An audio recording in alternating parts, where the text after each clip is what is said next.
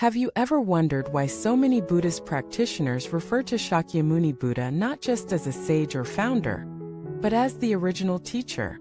Have you ever chanted the Buddha's name without truly reflecting on the sacred weight of those syllables? Welcome back to the channel, a place where we uncover not only the teachings of the Buddha, but also the profound meaning behind the names and phrases we often repeat without understanding. Today, we explore a seemingly simple but spiritually rich question: why is Shakyamuni Buddha honored with the title Original Teacher? What does that title truly mean? And why does it matter for your own path of awakening? This is not just a linguistic curiosity. It's a doorway into the heart of Buddhist practice. Because behind that name Shakyamuni, the original teacher, lies a legacy of selfless compassion, infinite wisdom, and timeless relevance. Let us begin with the basics. The word Buddha means awakened one. Shakyamuni is a compound of Sakya, the name of the Buddha's royal clan, and Muni, meaning sage. So Shakyamuni Buddha is the sage of the Sakya clan. But then comes the honorific we often attach Ben-Shur, which translates to original teacher or root teacher. This title doesn't appear by accident. It is not a casual label. Points to something profound. To call Shakyamuni the original teacher is to recognize him not just as a founder of a religion, but as the one who reintroduced the eternal Dharma into our world during a time of spiritual darkness. Imagine this: you living in an era when truth has been buried under ritual, when wisdom has been replaced with power, when the hearts of beings are drowning in desire and delusion. Then suddenly a human being arises, not just preaching truth but embodying it. He doesn't just speak about the path, he walks it, lives it, and opens it for others. That's what it means to be the original teacher. Shakyamuni didn't inherit the Dharma from someone else. He discovered it through his own enlightenment.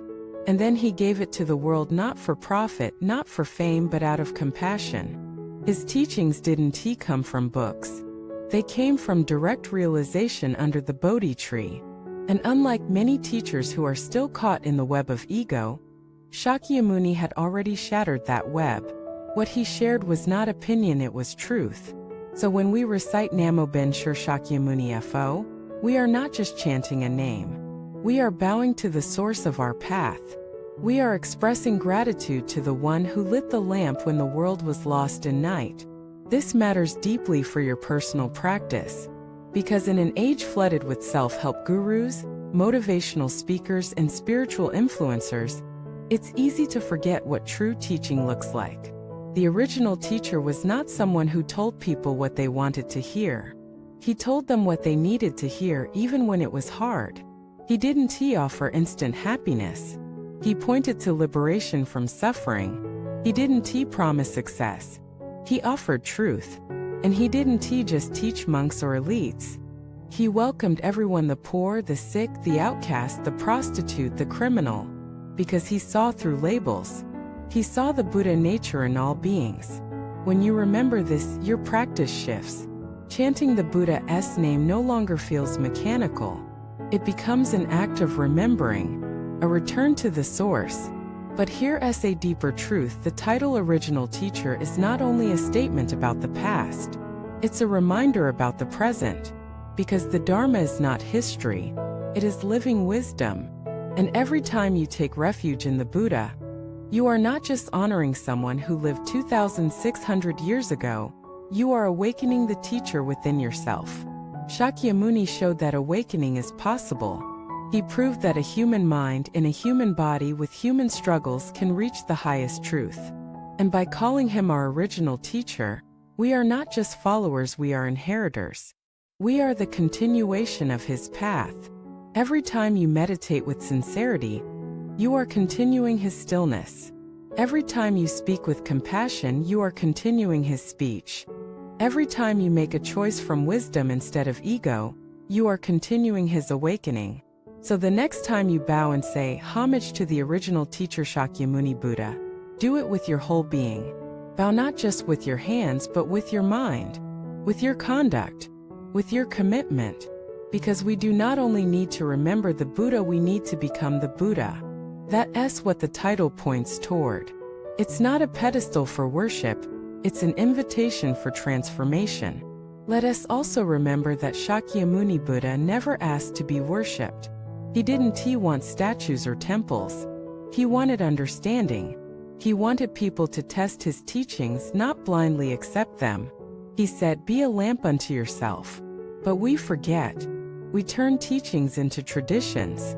We turn truths into rituals. And sometimes we chant his name without truly feeling it. So today, right now, let us renew our connection. Let us see the name Shakyamuni not just as a reference to a historical figure, but as a living seed in our hearts. Let it grow. Let it remind you that no matter how lost you feel, there is a path. That no matter how broken the world seems, there is a way to heal. That no matter how far you think you've fallen, there is always the chance to rise.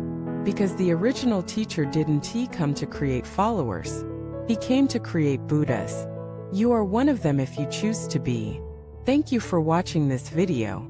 If this message rekindled your respect for the Buddha, or reminded you of the depth behind the name we so often repeat, share your thoughts in the comments.